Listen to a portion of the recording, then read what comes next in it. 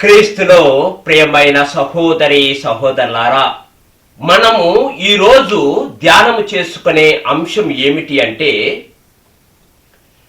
సిలువకు 7 మాటలు. ఈ మాటల్లో రెండో మాట గురించి మనమందరము ధ్యానించుకోబోతున్నాం. ఈ రెండో మాటను లూకా శుభవార్త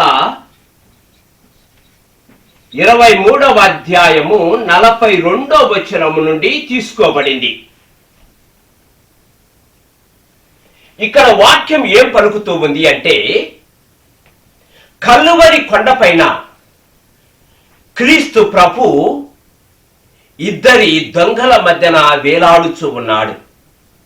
ఆ సమయములో కుడి ప్రక్కన ఉన్న మంచి దొంగ ఈ విధంగా క్రీస్తు ప్రభును అడుగుతూ ఉన్నాడు, ప్రభు, నీవు నీ రాజ్యములో ప్రవేశించినప్పుడు నన్ను జ్ఞాపకముంచుకొనుము.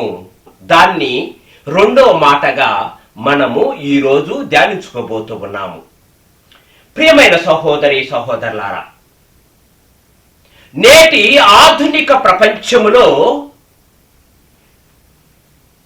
ఒక సాధారణమైన జీవితము జీవించే వాడికి ఈ లోకంలో మంచి స్థానం ఉంది. మంచి జీవితము జీవించే వాడికి కానీ,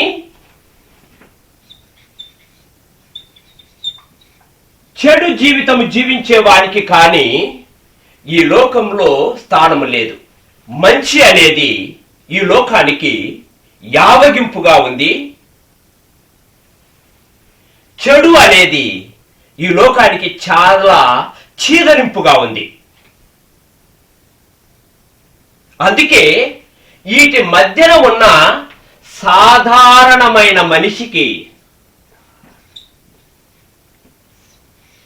సాధారణమైన జీవితము జీవించేవాడు కొద్దిగా సుఖముగా జీవిస్తున్నాడు. ఇలా మంచిగా జీవించిన వాడికి లోకం యావగించుకొని బయట పెడుతూ ఉంది, ఇన్ని చీదరించుకొని బయట పెడుతూ ఉంది.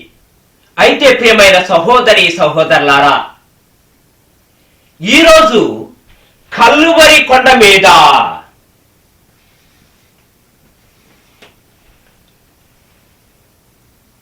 సెంటర్లో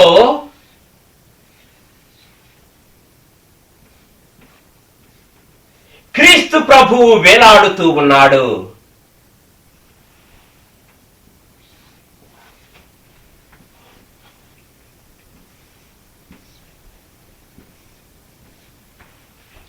కుడి ప్రక్కన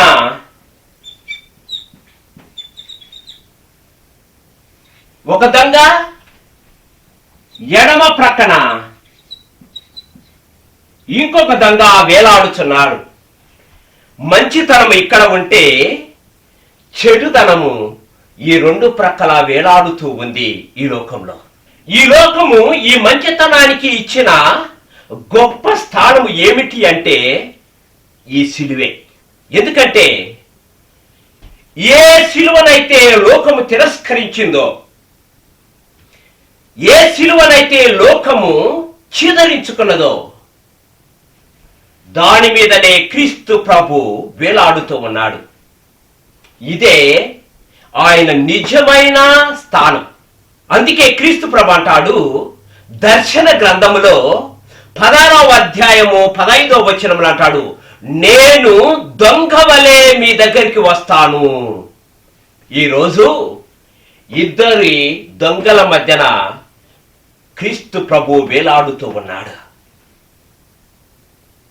ఆయన వ్యాధిగ్రస్తుల మధ్యన నేను వైద్యునిగా వస్తాను అన్నాడు. రోగాలతో, పాపపు రోగముతో కొట్టిమిట్టాడుతున్న ఈ ఇద్దరి దొంగల మధ్యన క్రీస్తు ప్రభు ఒక వైద్యునిగా ఉన్నాడు. ఆయన అన్నాడు, నేను పాప కూపములో కొట్టిమిట్టాడుతున్న ఈ మానవులను విమోచకునిగా నేను వస్తాను అన్నాడు. పాపములో జీవిస్తున్న ఈ ఇద్దరి దొంగల మధ్యన క్రీస్తు ప్రభు ఒక విమోచకునిగా వచ్చాడు, ఒక వైద్యునిగా వచ్చాడు, ఒక విమోచకునిగా వీరి మధ్యన నిలబడి ఉన్నాడు. అందుకేనేమో ఈ కుడి ప్రక్కన ఉన్న దొంగ, మంచి దొంగ ఏమంటున్నాడంటే ఈరోజు వాక్యంలో, ప్రభు నీవు నీ రాజ్యములో ప్రవేశించినప్పుడు నన్ను జ్ఞాపకం ఉంచుకొనుము అని ఈ కుడి ప్రక్కన ఉన్న మంచి దొంగ క్రీస్తు ప్రభును అడుగుతూ ఉన్నాడు.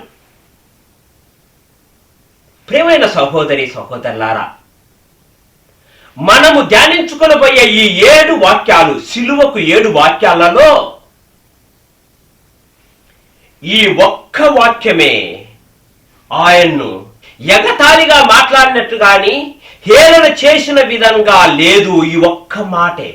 అందుకే ప్రియమైన సహోదరి సహోదరులారా, ఈ మంచి దొంగ ఈరోజు ఏం చేశాడంటే, ఇక్కడ ఒక వైద్యునిగా, ఒక విమోచకునిగా, ఒక మంచి పాపను రక్షించడానికి వచ్చిన క్రీస్తు ప్రభునిగా ఎప్పుడైతే ఈయన కనుగొన్నాడో అప్పుడు ఆయన దైవత్వాన్ని చూడగలిగాడు.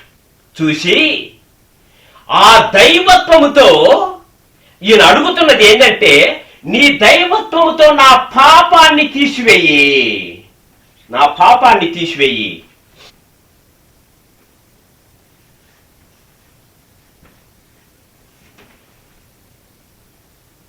నీ దైవత్వంతో నా పాపాన్ని తీసివేయండి అని ఈ మంచిదంగా క్రీస్తు ప్రభును అడుగుతూ ఉన్నాడు. అయితే ప్రియమైన సహోదరి సహోదరులారా, మొదటి వాక్యములో వచ్చి పోయే వాళ్ళు ఈయన దైవత్వాన్ని చూశారు. చూసి ఈ దైవత్వాన్ని ఉపయోగించుకొని వారి పెయిన్, వాళ్ళ బాధలను, వాళ్ళ కష్టాలను తీసివేయమని అడిగారు కానీ వాళ్ళ పాపాన్ని తీసివేయమని అడగలేదు. ఇక్కడ ఉన్న జనమంతా ఏమడిగారు? మాలో ఉండే బాధను తగ్గించు, నిన్ను నీవు రక్షించుకొని మమ్మల్ని కూడా రక్షింపుము, నువ్వు కిందికి దిగిరా అని అడిగారు వీళ్ళు. అయితే ఈయన ఆ విధంగా అడగలే. ఆయన దైవత్వాన్ని చూసిన తర్వాత నాలో ఉండే పాపములు రక్షించే క్రీస్తు ప్రభు ఈయనే అని, అయ్యా నీవు రాజ్యములకు వెళ్ళినప్పుడు నన్ను కూడా జ్ఞాపకం ఉంచుకొనుము అని అడుగుతున్నాడు.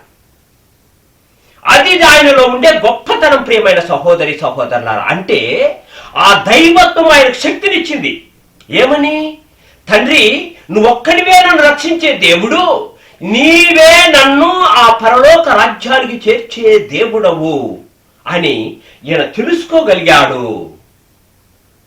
అందుకే ఈయన నీ రాజ్యంలో నాకు వెళ్ళినప్పుడు నన్ను జ్ఞాపకం ఉంచుకొనుము ప్రభువా అని అడుగుతూ ఉన్నాడు.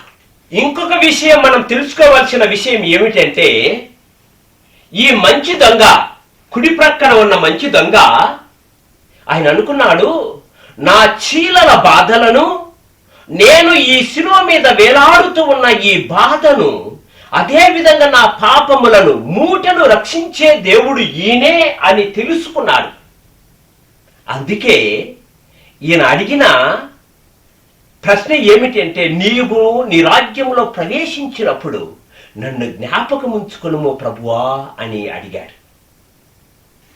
ఈ మంచి దొంగ గాఢమైన విశ్వాసాన్ని, ఆ గాఢమైన ప్రేమను, ఈ గాఢమైన విశ్వాసమును ప్రదర్శించినప్పుడు అందరూ, ఇక్కడ ఉన్న పరిచయులు, ధర్మశాస్త్ర బోధకులు, లేకపోతే ఈయనను శిలువ వేస్తున్న బండ్రోతులు, వీళ్ళందరూ కూడా ఆ విశ్వాసాన్ని తిరస్కరించారు. కానీ ఈ దొంగ ఆయన గొప్పగా విశ్వసించాడు.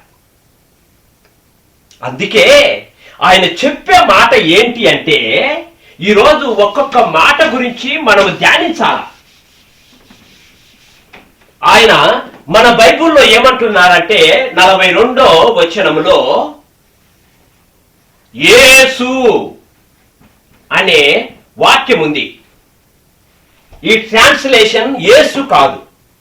ఇక్కడ ఏమున్నారంటే ప్రభు, ప్రభువా, లార్డ్. ఇంగ్లీష్ ట్రాన్స్లేషన్ లో లార్డ్, లార్డ్ అంటే ప్రభువా. ఎందుకు ఈయన ప్రభువా అని అన్నాడు? అది కాకుండా ఆయన చెప్పిన మాట ఏంటంటే నీ రాజ్యము, ఏంటి నా రాజ్యము? మనం తెలుసుకోవాల్సిన సత్యం ఏంది? ప్రభువా నీ రాజ్యము అంటే ఈ కుడి ప్రక్కన ఉన్న శిలువలో వేలాడుతున్న ఈ మంచి దొంగ, ఇతనికి ఒక రాజ్యం ఉంది. ఆ రాజ్యము భూలోకానికి సంబంధించిన రాజ్యము కాదు, ఇది పరలోకానికి సంబంధించిన రాజ్యము. ఈ రాజ్యములోనికి నువ్వు వెళ్ళినప్పుడు నన్ను గుర్తు పెట్టుకొనుము, నన్ను జ్ఞాపకం ఉంచుకొనుము ప్రభువా అని ఈ మంచి దొంగ అడుగుతూ ఉన్నాడు. ఎందుకు?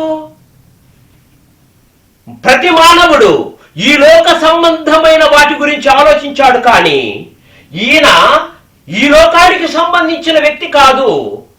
ఈయన ఈ లోకానికి వచ్చింది మనలను రక్షించటానికి, మనల్ని కూడా పరలోక రాజ్యానికి చేర్చడానికి వచ్చాడు అని ఈయన జీవితంలో తెలుసుకున్నాడు. కాబట్టి ఆయన అనుభూతిని పొందాడు. కాబట్టి ఆ అనుభూతితో ప్రభువా, ఎవరు పరిపాలించేవారు?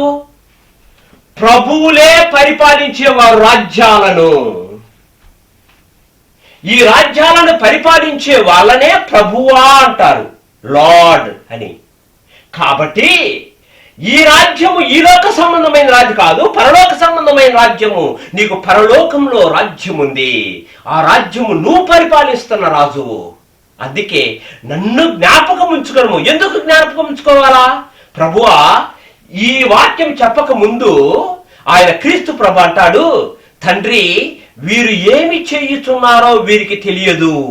అక్కడ ఉండే పరిచయులను, ధర్మశాస్త్ర బోధకులను, అక్కడ ఉన్న బండ్రోతులను, వాళ్ళు చేసే అనేక ఆయనకు పెట్టే కష్టాలన్నిటినీ చూసి ఆయన చెప్పిన మాట వీళ్ళను క్షమించండి అని చెప్పాడు. అందుకే తండ్రి ఈ జ్ఞాపకం ఎందుకు? వారికి ప్రసాదించిన క్షమాభిక్ష నాకు కూడా ప్రసాదించు, అది జ్ఞాపకం చేసుకోవాలి అని ఈ ప్రభువును నీ రాజ్యంలోకి వెళ్ళినప్పుడు నాకు ప్రసాదించు అని అడుగుతూ ఉన్నాడు. ప్రియమైన సహోదరి సహోదరులారా, వాళ్ళందరికీ నువ్వు ప్రసాదిస్తున్నావు.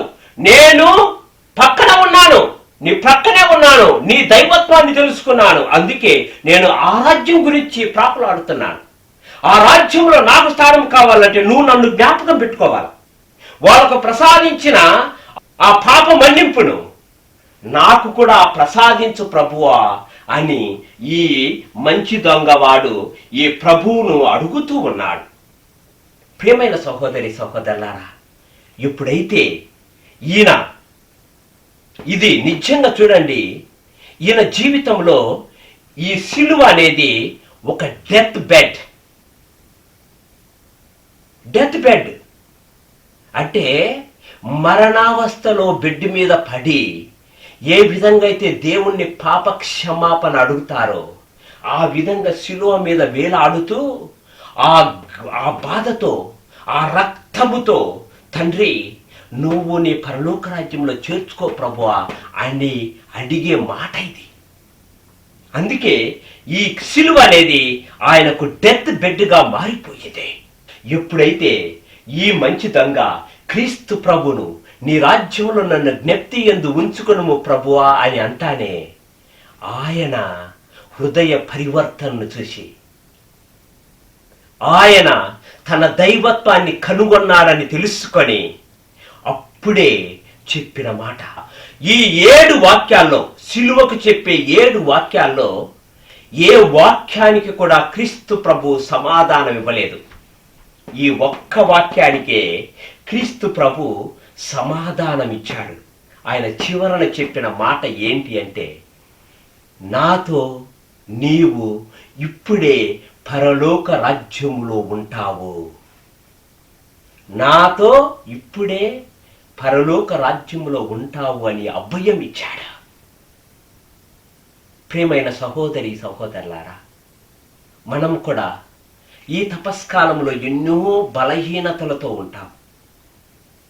ఇలాగా దొంగ వలె, ఎలాంటి తాగుబోతు వలె, లేకపోతే అబద్ధ సాక్ష్యాలు చెప్పేవారిగా, మన జీవితము అనేక విధాలుగా చెడు జీవితాల్లో జీవించే వారిగా మనమందరం ఉంటాం. కానీ తపస్కాలంలో మనము ఆయనను ఒక ప్రభువుగా, నన్ను పరిపాలించే రాజుగా నువ్వు గుర్తించి, అయ్యా నన్ను జ్ఞాపకం పెట్టుకోయ్యా అని అడిగితే, ఈ మంచి దొంగ వలె నీకు కూడా ఈ ఈస్టర్ పండగ నాడు ఒక సమాధానము దొరుకుతుంది అనే విశ్వాసముతో, నమ్మకముతో ఈ మాటలు నేను చెబుతూ ఉన్నాను. కాబట్టి అలాంటి హృదయ పరివర్తనతో ఈ దొంగ అడిగిన విధంగా మీరు కూడా ప్రతిరోజు ప్రార్థించండి. దేవుడు అద్భుత కార్యాలు, ఆశ్చర్య కార్యాలు నీ కుటుంబంలో చేస్తాడు. పిత, పుత్ర, పవిత్రాత్మ నామమున ఆమేన్.